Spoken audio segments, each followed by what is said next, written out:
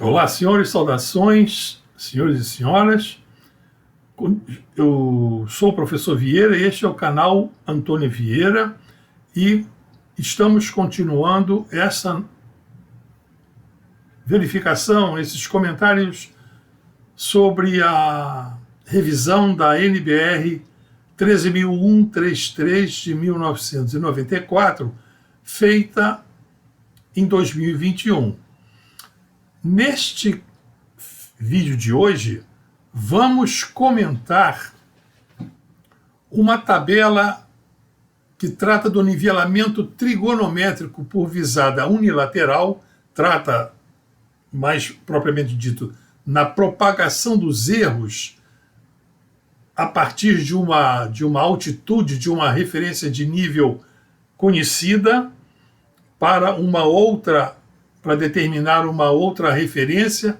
Não diz ali qual é a finalidade, mas é um exercício, provavelmente diz lá na tabela que é no campus universitário do Instituto Federal de Santa Catarina, e foi cedido, tal como a Marinha do Brasil cedeu aquele formulário do levantamento feito lá na base Comandante Ferraz da Antártida para a ABNT, colocar nessa NBR. O Instituto Federal de Santa Catarina também forneceu essa caderneta que nós vamos comentar hoje. É um exercício feito por estudantes, com a supervisão dos professores, e nós vamos já aplicar conhecimentos que vimos a respeito em outros comentários que tratamos em outros comentários desses vídeos, e vejam até o final para que juntos possamos discutir a análise e as conclusões que chegamos neste comentário. Então, até o vídeo, pessoal. Bom, então vamos dando prosseguimento ao que dissemos na introdução. Nesta parte 8, vamos fazer a análise do exemplo da propagação dos erros no nivelamento trigonométrico do Instituto Federal de Santa Catarina, sugerido na NBR 13.133 de 2021.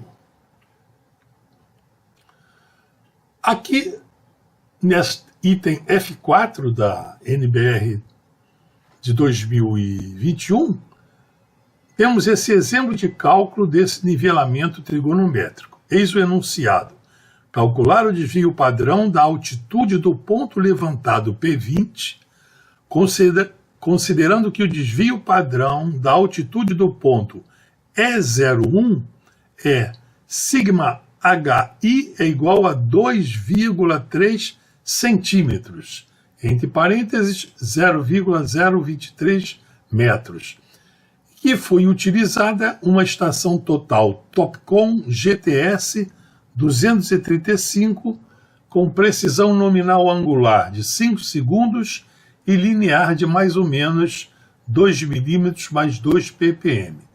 A seguir vem essa nota dada pela ABNT, dizendo que a Topcon GTS 235 é um exemplo de produto adequado comercialmente disponível.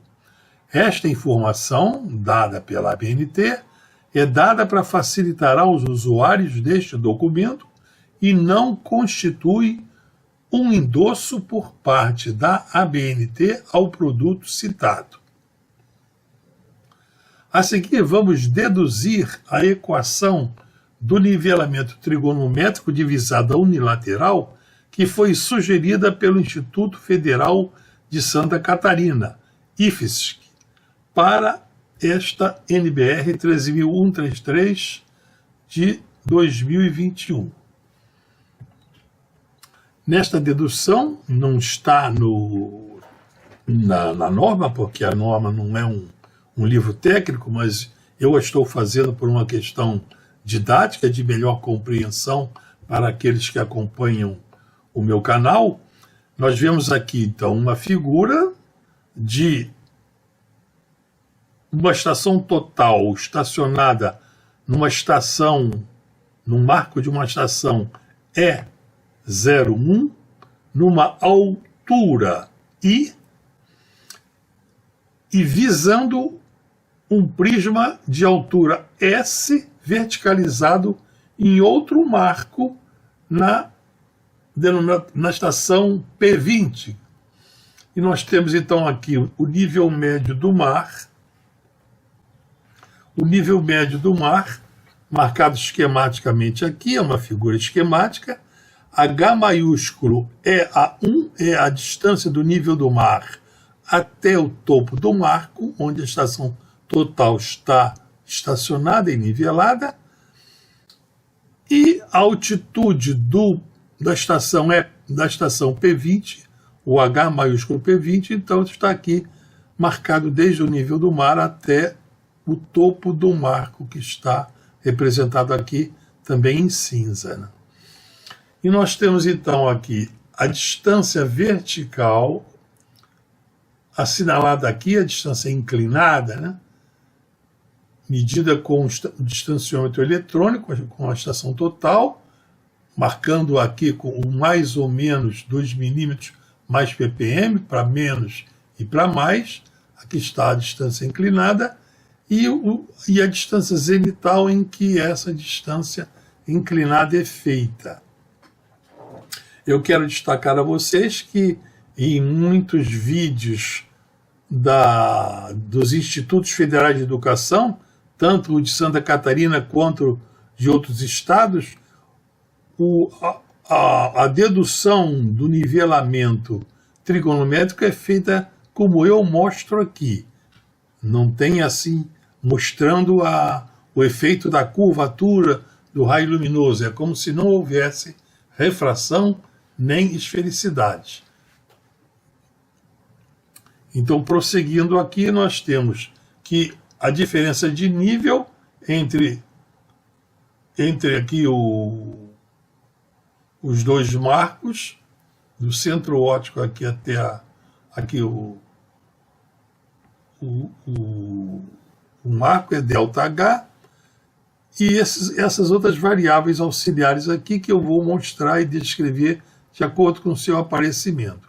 Então, a altitude do ponto P20 vai ser a altitude desse ponto determinante, desse marco, que isso aqui é paralela. Se nós trouxermos essa altitude E01 para cá, nós vamos ver que esse segmento é P20, vai ser a altitude do E01 mais esse ΔH. Será, ΔH é o desnível entre os dois marcos. E esse ΔH, olhando aqui na direita, nessa vertical aqui na direita, nós vemos aqui que esse segmento ΔH, somado a esse S, que é a altura do sinal, olhando agora na parte esquerda da figura, ele é igual à altura do instrumento mais o ΔH minúsculo, que são paralelas tiradas entre paralelas. É uma igualdade. Então, o ΔH maiúsculo será, colocando a altura do prisma para o segundo membro, o ΔH minúsculo mais a altura do instrumento menos a do sinal. Então, levando esta equação na primeira aqui que está em verde, nós teremos que a altitude do P20 é igual à altitude do E01 mais o ΔH minúsculo mais a altura do instrumento menos a altura do sinal. Então aqui nós não sabemos quem é essa altura do ΔH minúsculo. Então o ΔH minúsculo é, neste triângulo marcado aqui, que vemos aqui um ângulo adjacente a este cateto ΔH minúsculo, e como hipotenusa essa distância inclinada DI. Então nós estamos vendo aqui que esse ΔH está sendo deduzido, né, com a distância inclinada e não com a distância horizontal, porque nós vamos ver mais tarde que essa distância zenital aqui, ela praticamente é 90 graus, e já vimos no vídeo anterior que a função tangente para distâncias zenitais próximas de 90 é problemática. A sua taxa de variação é extremamente grande. Então a distância inclinada aqui foi realmente a melhor solução para se ter o desnível, esse desnível ΔH minúsculo.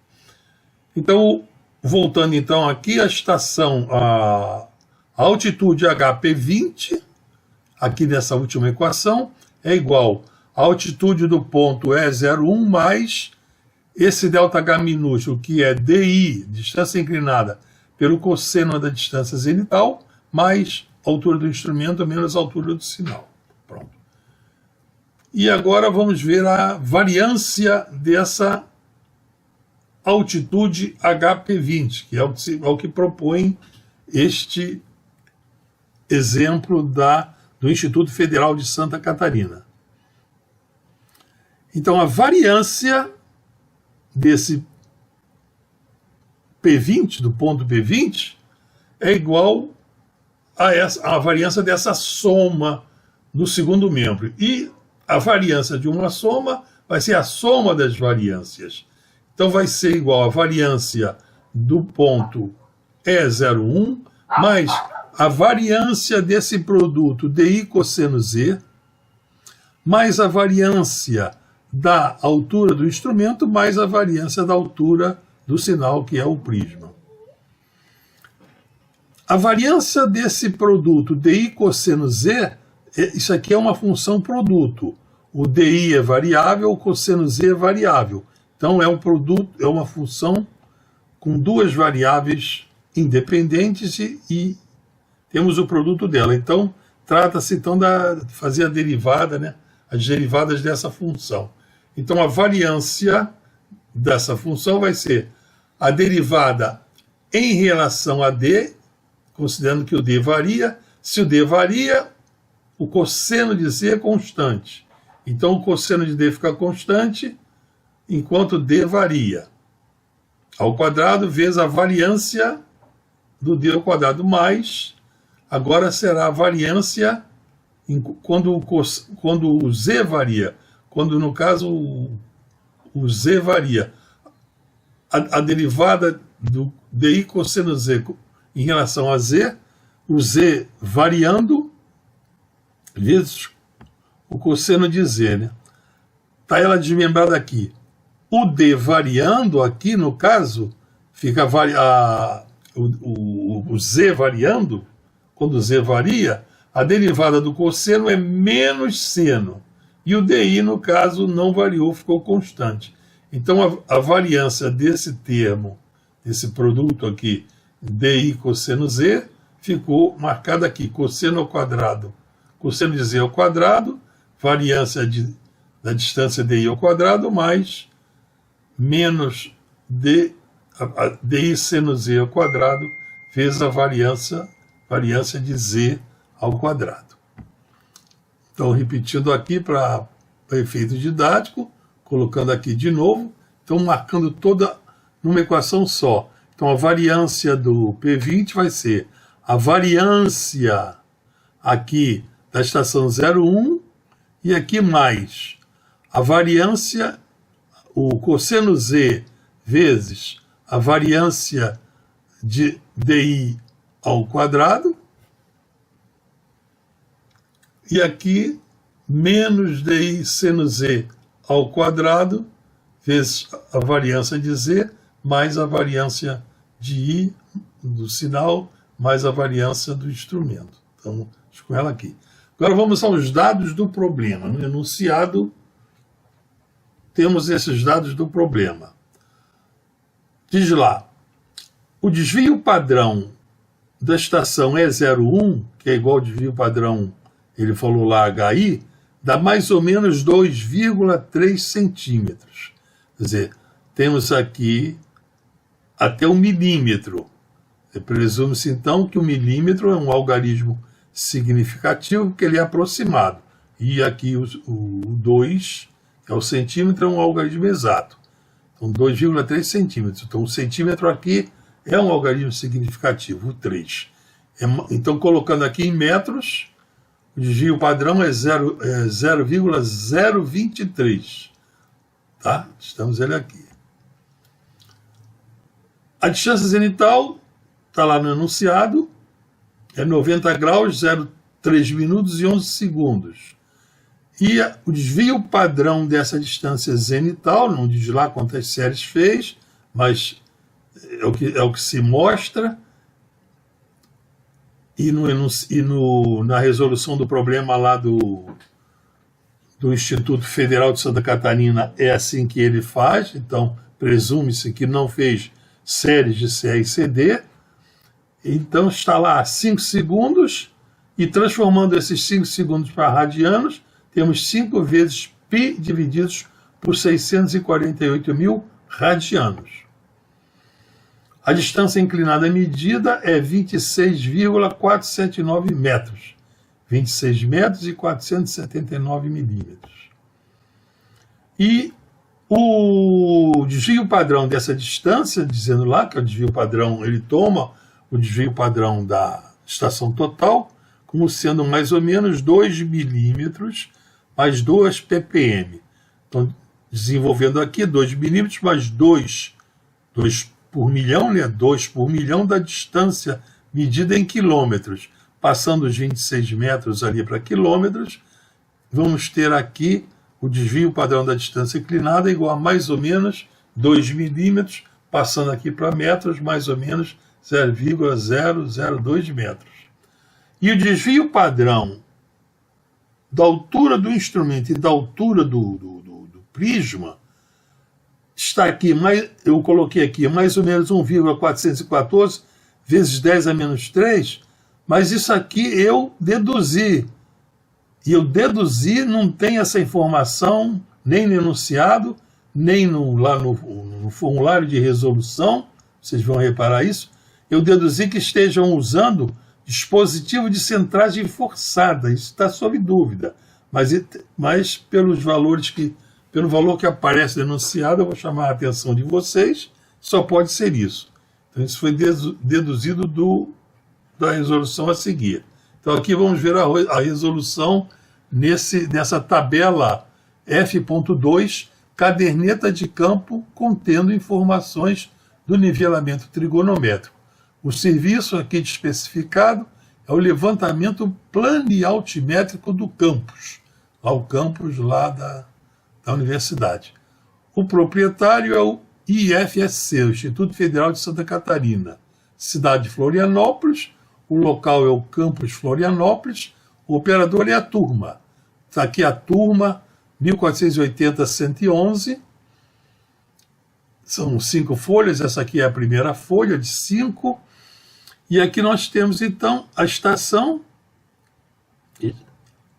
inicial, a estação determinante, o ponto, é um marco E01, aqui temos a altura do instrumento, 1,498 metros, aqui é o ponto visado, né, pela estação total, é o P20, esse H minúsculo eu estou deduzindo que seja o que eu coloquei como S, a altura do sinal, que ele colocou aqui só 1,55, contrariamente aqui não foi até 1 milímetro,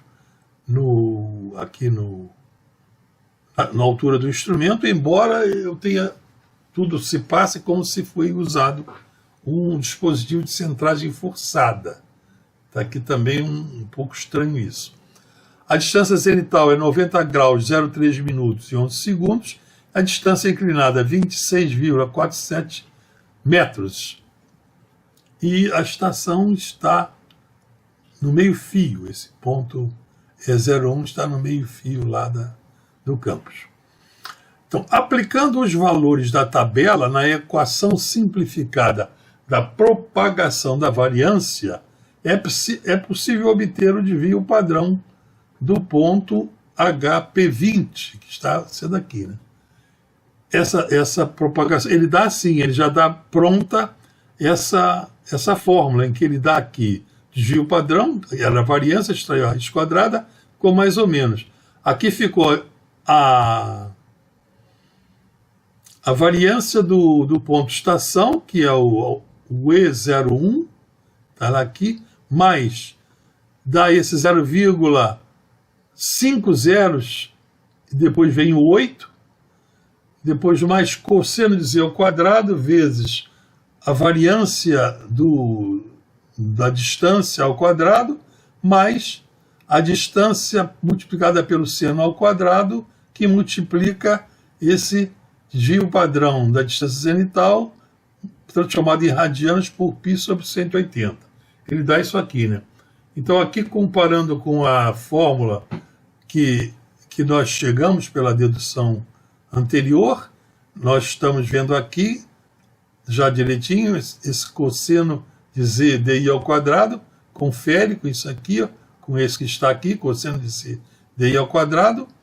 Aqui esse di seno z, ele omitiu o sinal menos aqui do seno, aqui como está o quadrado entre parênteses, a rigor e didaticamente teria que vir o sinal negativo do seno aqui. Não vai ter nenhuma influência prática, porque depois vai ser elevado ao quadrado, ele vai se tornar positivo. E depois temos aqui de novo o sigma, variância de z, a variância de z está aqui, elevado ao quadrado. De modo que esse 0,0008, ele só pode ser essa soma da variância do instrumento, da altura da estação total, mas a variância do sinal. Só pode ser isso. E foi daqui que, dessas variâncias, eu fui achar o desvio padrão e cheguei àquele valor 1,4 vezes 10 a menos qualquer coisa, que eu achei que era, então, por ser aquele valor, tinha que ser um dispositivo de centragem forçada, e aquele valor seria dado pelo fabricante do dispositivo de centragem forçada. Então é isso que eu quero informar a vocês. Então já está aqui. Então eu agora vou conferir essas contas, conferir esses valores aqui assinalados, para a gente trocar uma ideia sobre a ordem de grandeza desses valores e a sua influência, né? Então o que nós vemos aqui logo a seguir, logo vendo, é que nesse di seno z, aqui temos o seno de z, o z 90 graus, 3 minutos e 11 segundos, aqui esqueceu de colocar, multiplicando, né, o valor da distância. A distância não foi esquecimento aqui e também falha na revisão. Não teve problema, porque, pelo que nós vamos ver a seguir, conferindo as contas, esse valor foi levado em conta na multiplicação. Mas aqui nessa resolução falhou aqui colocar o valor da distância, aos 26 metros e pouco, né? 26,479 metros. Então nós temos aqui esses valores lá. O ângulo, a variância angular ao quadrado, ela está assinalada aqui, 5,876, 10 elevado a menos 10. O seno de 90, 0,3 minutos, é praticamente 1 ao quadrado, né? Vai dar praticamente 1, dá praticamente 1. E aqui, então, ele esqueceu, estaria a distância 26,479, seria aqui tudo em vermelho. Aqui em roxo nós temos esse 0,02 ao quadrado, que é a variância aqui da distância inclinada da estação total, e aqui o cosseno da distância zenital ao quadrado. Então o cosseno de 90 graus, 13 minutos, vai dar 8,6, 10 a menos 7. Repare, o cosseno, né, a taxa de variação aqui no caso que estamos vendo é grande, mas muito menor que se fosse a tangente, né? A tangente ia ser uma enormidade, né? Aqui pelo menos temos até a 7ª casa decimal, ainda dá para ter significado. E aqui temos, no caso, essa multiplicação do desvio padrão da altitude da Rn lá, determinante do ponto E01 ao quadrado, multiplicado por esses desvio padrão da altura do sinal e do prisma. Então, olhando aqui, se nós olharmos aqui, ó, nós vemos que a maior influência é essa verde, que é da altitude ao desvio padrão, é incerteza da altitude do ponto determinante dessa estação E01. Ela é que está mandando em tudo aqui, porque em relação ao erro, ao desvio padrão do instrumento, nós vemos aqui que a ordem de grandeza aqui, fazendo esse produto, vai dar aqui 7, 6, 13, né? Vai dar um 10 a menos 3, 4 vezes 8, 32, 32 vezes 10 a menos 13, vai dar alguma coisa aqui vezes 10 a menos 13. Esse vermelho aqui, isso aqui é 0,9, é praticamente 1, aqui é 26 vezes 6, vai dar uns 100 e pouco vezes 10 a menos 10, que vai dar 10 a menos 8. Então aqui a influência do erro, do fator aqui devido ao erro angular, a ordem de grandeza é menos 8, essa daqui, como nós já vimos, vai ser menos 13, quase não interferem. Então o erro angular e o erro linear aí, da distância e do ângulo, não interferiram em nada. O que mandou aqui, o que matou tudo aqui, o que comandou aqui a incerteza e a precisão do resultado final foi a incerteza do ponto determinante da altitude desse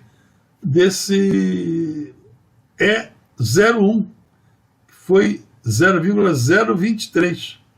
Já conferi essas contas e o desvio padrão então está certinho aqui, porque eu concluí que o 26 foi esquecido aqui, mas não foi esquecido no cálculo.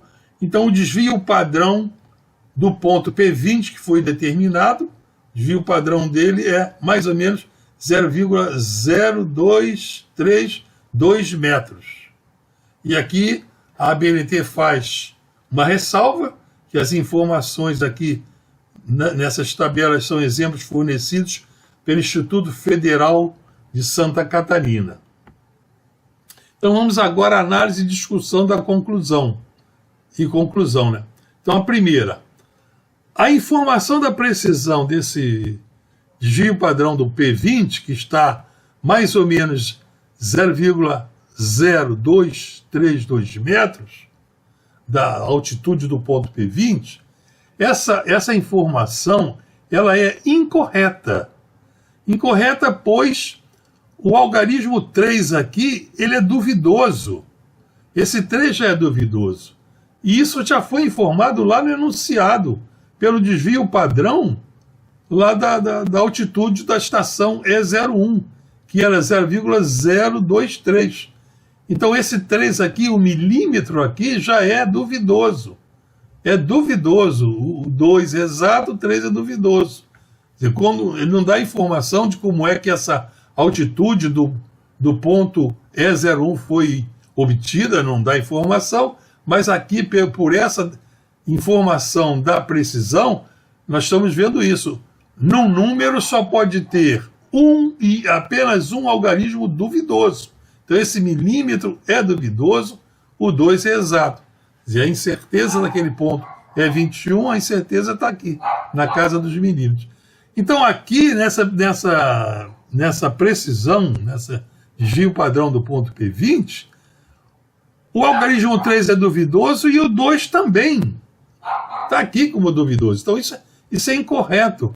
No resultado final num relatório, não se pode fornecer uma informação tendo mais algarismos duvidosos do que um. Só pode ter um. Então está mal aqui, tá? Então esse sigma P20 não poderia ter esse 2 final. Correto?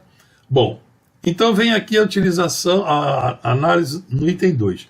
A utilização da estação total Topcon GTS 235 de precisão linear 2 milímetros mais 2 ppm e angular 5 segundos, ela serviu apenas para não aumentar a incerteza do ponto P20 em relação à estação E01. E tanto esse ponto P20 quanto outros que fossem determinados por irradiamento, né, com a estação total ali a partir do ponto E021, todos esses pontos determinados, como este P20 foi, todos eles teriam a mesma incerteza do ponto E01, porque a precisão da estação total, tanto linear quanto angular, não agregou incerteza nenhuma que pudesse tornar o algarismo dos milímetros, destruir ele, ou tornar o algarismo dos centímetros duvidoso. É um instrumento muito preciso. Então, praticamente foi só para isso, para ter assim. É lógico que eu acredito que aqui a intenção do Instituto Federal de Santa Catarina, como é um instituto de educação, né, a intenção ali foi fazer um exemplo para que os alunos vissem a coleta de dados e exercício sobre a propagação do erro. Mas uma análise dessa se faz necessária para termos uma noção do que se está fazendo e do real valor das quantidades que estão sendo determinadas ali, a sua real precisão. E observação 3 aqui é que é mais significativa, que eu acho. Também todas são. Eu digo aqui, em contraste com a Marinha do Brasil, lá DHN, Diretoria de Hidrografia e Navegação, no anexo H da NBR 13.133 de 2021, que nós já fizemos esse comentário, né, lá da Estação Comandante Ferraz, do nivelamento nivelamento trigonométrico por visadas recíprocas e simultâneas. Neste caso aqui, neste exemplo, no Instituto Federal de Santa Catarina, né, nem a ABNT, nem o Instituto Federal de Educação de Santa Catarina, nesta tabela F2, mencionaram por que não foi levado em conta o efeito da refração atmosférica e da curvatura da Terra. Vale lembrar que o anexo H, que é aquele lá da Marinha, na Estação Comandante Ferraz, ele trata de distâncias relativamente pequenas. A falta de uma nota a respeito dessa omissão do tratamento do desprezo da refração atmosférica e da curvatura da Terra, isso induz o usuário a pensar que num nivelamento trigonométrico de visadas unilaterais não é necessário considerar tais efeitos. E eu constatei isso na prática, e vocês podem constatar. Durante a pandemia, uma série de universidades, inclusive institutos federais de educação, o de Santa Catarina também, publicaram aulas online. E eu assisti elas praticamente todas que foram publicadas. E em relação a esse nivelamento trigonométrico, os institutos federais, todos eles, vocês podem ver, no nivelamento trigonométrico de visada unilateral, eles não consideram o efeito da refração e da curvatura da Terra, não consideram, e não mencionam que a distância é curta ou longa. Praticamente eles tratam como se aquilo fosse da área de topografia, e que em topografia a Terra é considerada plana. E isso daí também não só nos institutos federais, mas eu já vi também, eu vi isso em aulas lá na Universidade Federal do Ceará, aula sendo dada de nivelamento trigonométrico de visadas laterais, e na aula o professor fazia a mesma coisa que os institutos federais de educação fazem, desprezar o efeito da refração e da curvatura no nivelamento trigonométrico de visada unilateral. Nivelamento trigonométrico por visadas recíprocas e simultâneas, não vi um vídeo, uma aula que tratasse disso. Em nenhum Instituto Federal de Educação, nem em nenhuma universidade federal que trate lá de engenharia, no curso de engenharia civil. Isso era o que eu queria assinalar aqui. E isso é uma falha no ensino. E aqui a ABNT está dando assim, um aval a isso. Isso está até contraditório, porque na própria norma aqui, na própria revisão, umas 3 folhas antes, no anexo H, é considerado para distâncias curtas o efeito da curvatura e da refração, porque ele é significativo. E lá na tabela F do Instituto Federal não é considerado. Então eu vou revisar aqui aqueles valores do efeito conjunto H em função da distância. Aqui está aquele efeito conjunto da função em distância, que eu coloquei aquela da comissão da comandante Ferraz, só para simplificar, né? Mas podia ser calculado para a latitude que se está trabalhando. Então vejam que para uma distância de 50 metros, o efeito conjunto da refração da esfericidade dá praticamente 0,2 de milímetro, 0,17 milímetros. Para 100 metros, dá praticamente 1 milímetro, já está na casa do milímetro, para 100 metros, 0,68 metros. Ali para 200 metros já passou de 1 milímetro, já está dando ali praticamente 3 milímetros. Para 500 metros já está dando 2 centímetros. Então, para distâncias a partir de 100 metros, reparem aqui, o arredondamento do efeito conjunto, o 0,68, já está na casa do milímetro. Então, reparem que no exemplo aqui do Instituto Federal de Santa Catarina, foi levado em conta lá erros para efeito da distância, o desvio padrão da distância, ali erro de 2 milímetros para a distância de 26 metros e para o erro angular. Então, está se levando em conta, né, erros ali que estão na casa dos 2 milímetros, justamente para, no caso, não prejudicar a casa anterior, que é o algarismo exato, que é a casa do centímetro. Então, mesmo nesse caso, né, de distância lá de 26 metros, caberia, neste exemplo da norma, ser colocado essa questão do efeito da curvatura e da refração. Ia ser um valor pequeno, assim como é pequeno, eu mostrei a vocês o efeito do erro angular e o efeito da distância linear. E o efeito do erro de centragem do instrumento e do sinal que foi feito por centragem forçada, deduzi eu. Então eu acho que isso vale a pena destacar e eu gostaria que vocês fizessem comentários a respeito disso. Estamos fazendo uma revisão, ajudando, né, comentando, e de certa forma isso já pode ser material para uma nova revisão da NBR 13133 dessa de 2021. Então era só isso que eu queria falar a vocês na aula de hoje. Espero que vocês comentem a opinião de vocês, escrevam aí, vocês são muito econômicos, não escrevem, isso faz parte, estamos trocando ideias, somos profissionais. Escrevam aí, se gostarem, deem like, se não estão inscritos, se inscrevam, compartilhem esse vídeo com outros engenheiros, com professores, com alunos que estejam em cursos de topografia, e até a vista, pessoal.